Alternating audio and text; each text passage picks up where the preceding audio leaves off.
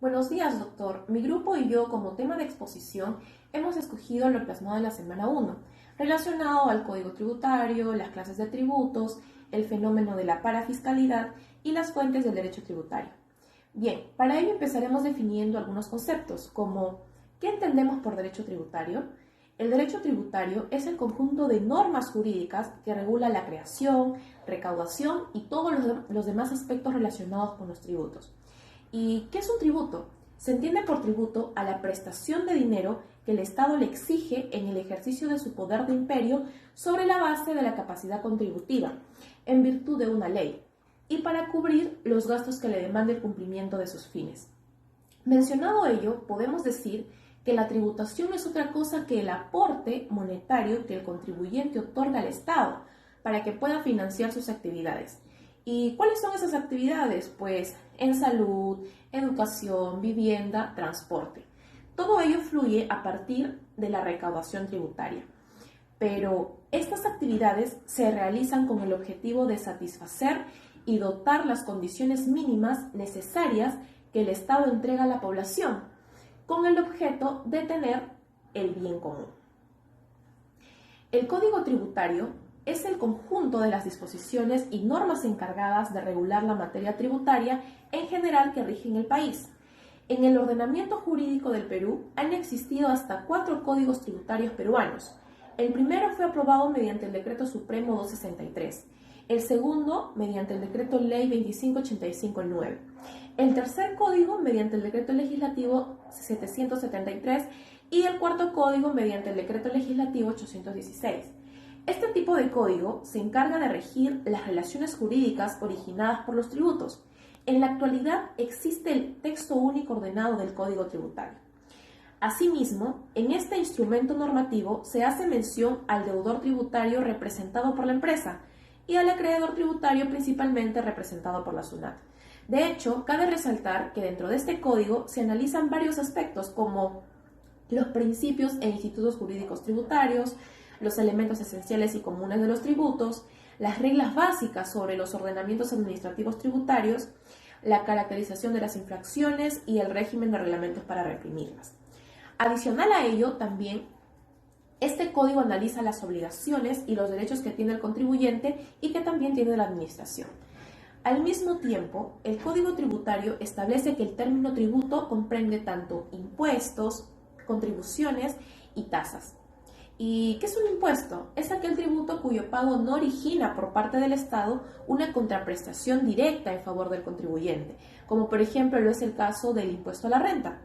Mientras que una contribución es aquel tributo que tiene como hecho generador los beneficios derivados de la realización de obras públicas o de actividades estatales, como es el caso de la contribución al CENSICO. Y finalmente, una tasa es aquel tributo pagado a partir de la prestación efectiva de un servicio público, siendo individualizado por el contribuyente, por parte del Estado, como por ejemplo lo es los derechos arancelarios de los registros públicos. Bien, finalmente, algo importante a considerar es que la ley tributaria establece sobre la vigencia de los tributos que su administración corresponda tanto al gobierno central, a los gobiernos locales y a ciertas entidades que los administran para ciertos motivos. Gracias. Bien, continuando con el tema, vamos a hablar sobre las clases de tributos. Las clases de tributos se dividen en 3 ramas: las contribuciones, los impuestos y las tasas. Comenzando por una definición de lo que es las contribuciones, diremos que son tributos que se exigen cuando el Estado realiza actividades u obras que benefician a un grupo de sujetos, que por lo tanto este grupo de sujetos tienen la obligación de pagar. Ejemplos de contribución sería la contribución a la Oficina de Normalización Provisional, más conocida por sus siglas ONP, la contribución al Seguro Social de Salud del Perú, más conocidas por sus siglas eSalud, y la contribución al Servicio Nacional de Adiestramiento en Trabajo Industrial, más conocida por sus siglas SENATI. En nuestra segunda categoría tenemos a los impuestos y lo vamos a definir que los impuestos son tributos que establece el Estado en favor suyo a los ciudadanos. Dos ejemplos claros que tenemos de impuestos es la retención de la renta de quinta categoría al trabajador y el pago de impuesto a la renta al cierre del año fiscal. Bien, como tercera categoría vamos a hablar sobre las tasas. Las tasas, como definición diremos que ese tributo cuya obligación tiene como hecho generador la prestación efectiva por el Estado de un servicio público individualizado al contribuyente. Como sabemos, las tasas pueden ser de tres formas. Pueden ser arbitrios, derechos y licencias. Dando una pequeña definición de cada una de estas, diremos que los arbitrios son tasas que se pagan por la prestación o mantenimiento de un servicio público. Un ejemplo sería el servicio de serenazgo o otro sería la limpieza pública. Los derechos son tasas que se pagan por la prestación de un servicio administrativo público, por ejemplo, la tramitación del DNI. Y por último, las licencias, que son tasas que gravan la obtención de autorizaciones específicas para la realización de actividades de provecho particular, por ejemplo, la apertura de un negocio. Bueno, vamos a hablar del fenómeno de la parafiscalidad. Para comenzar, quiero definir qué se entiende por este fenómeno, ¿no? Entonces, tomaré como referencia lo que menciona un docente. En ese sentido, para Loaiza Camacho, esto es algo que va junto al sistema fiscal o que es semejante a este, o que está al margen o en contra de él. Asimismo, Juliane Funguch indica que las figuras que reciben el adjetivo de parafiscal lo hacen producto del hecho que están excluidos del presupuesto nacional. ¿A qué refiere esto? Que no ingresan al fisco. En ese sentido, analizando la posibilidad que existen tasas parafiscales, deben configurarse dos elementos formales. En primer lugar, tenemos que la exención se prevea en el presupuesto público y en segundo lugar, que lo recaudado se ingrese íntegramente en el Tesoro. Como segundo punto, abordaré el tema de las características. Esto refiere principalmente que las exenciones parafiscales poseen los elementos de los tributos clásicos. ¿Qué quiero decir con ello? En primer lugar, que son productos del imperio estatal, del cual se derivan de un vínculo directo entre el Estado y los ciudadanos. En segundo lugar, no provienen del acuerdo de voluntades, sino del poder de aquel para exigir prestaciones pecuniarias de obligatorio cumplimiento para los particulares.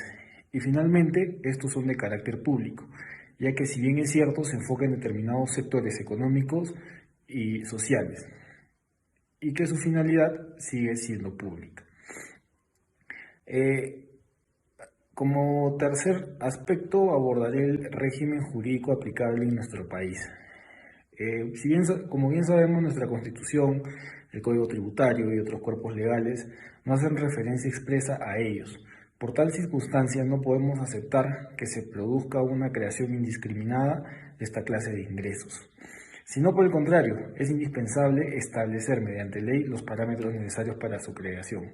Es en este sentido que, como se trata de un tributo, debe establecerse la obligación ex ley, es decir, fuera de la norma, y que el destino de lo recaudado necesariamente será invertido en los fines fijados en la propia ley, en beneficio de quienes desarrollan una actividad o comparten su interés común y que son los llamados a sufragar el tributo. Entonces, en conclusión, la parafiscalidad engloba un conjunto de ingresos que tienen en común una no consignación en el presupuesto y su no ingreso al Tesoro, a los cuales denominaremos recursos parafiscales. Como segunda conclusión, los tributos parafiscales se les debe aplicar el mismo tratamiento utilizado para la creación de los tributos tradicionales, para hacerlos compatibles con los principios de la tributación. Y finalmente, estos deben ser regulados como excepción, toda vez que debe observarse lo sustancial de la figura. Esto es que deben ser netamente excepcionales, ya que existen actividades que no pueden ser atendidas por este tipo o esta clase de gravámenes, ¿no? y que las personas grabadas deben tener características especiales. Ahora bien, continuando con la explicación de los temas, vamos a tocar uno que también es bastante importante, las fuentes del derecho. Para ser exactos, las fuentes del derecho en materia tributaria. Como concepto general, podríamos decir que fuente del derecho es todo lo que contribuye o ha contribuido a crear el conjunto de reglas jurídicas aplicables dentro de un Estado en un momento determinado. Basándonos en esto, tenemos que las fuentes del derecho son todo lo que contribuye o ha contribuido a crear un conjunto de reglas jurídicas. Ahora bien, tomando en cuenta lo anteriormente dicho, ya podemos tener en claro lo que es una fuente del derecho. Ahora hay que preguntarnos cuáles son las fuentes del derecho en materia tributaria. Esto nos deriva únicamente al Código Tributario. Para ser exactos, en el título preliminar, en la norma número 3, nos enumera de manera jerárquica cuáles son estas fuentes que sirven en la aplicación del derecho tributario.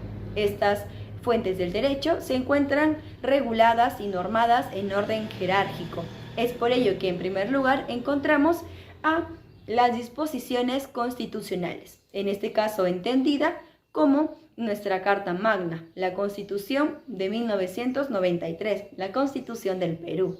También, luego de ello, tenemos a los tratados internacionales, como por ejemplo el Tratado de Libre Comercio, el TLC, mayor conocido así, que es un tratado que tenemos con Estados Unidos, entre otros.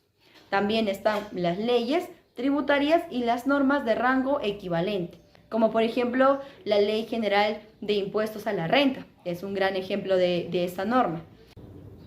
Dentro de este listado también encontramos las leyes orgánicas que norman la creación de los tributos regionales o municipales, los mismos que se encuentran en las leyes orgánicas de las municipalidades, de las diferentes municipalidades a nivel nacional, dentro del territorio peruano. También encontramos en este listado los decretos supremos y las normas reglamentarias. Por ejemplo, el reglamento que regula la ley de impuesto a la renta.